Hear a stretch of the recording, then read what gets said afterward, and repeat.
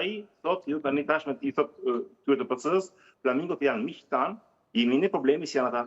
Problemi neve se jemi shumë arrogant. Pra, pesa për Ramën është, tu thot ministrave, deputetët të PC-s, tregoni më pak arrogant. Pra gjithçka është një ndryshim në fjalë, terminologji, sepse në fakt, në realitet, ai mbetet po aq i dhunshëm sa më parë ndaj flamingove në Konjza, e pam me shkopit e gomës, e pam me atë gaz, si duhet lënd acid që diqte lëkurën, dhe kjo do ndryshoj.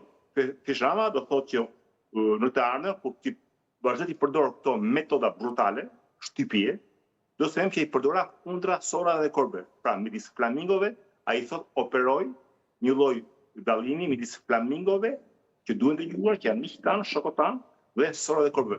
Po një pyetje është, po si dallonte? Ata kupla nuk bajnë, nuk marrin një kuplat dheza të puperos, të gjithë një vejve që i kanë. Pra, është thjesht jemi sot në një strategji të re të Ramës, si ta mbyll të protestë, nuk po arrin dot të dalë nga mbyllja e protestës. Dhe mendon zoti Burimi se protesta, unë ta kam bërë edhe më herët këtë pyetje në intervista që ne kemi pasur, por sigurisht që vlen të ripërmendet sepse gjërat ndryshojnë apo jo.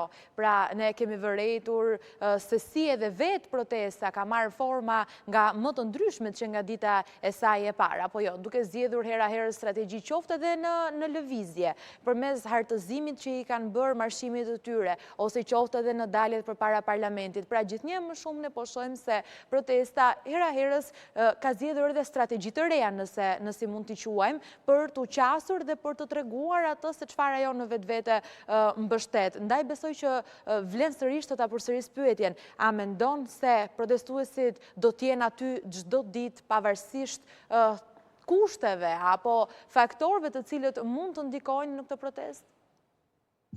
Po shtorimi i fillimit që aq i madh, do kesh gjithmonë një grusht njerëzish të motivuar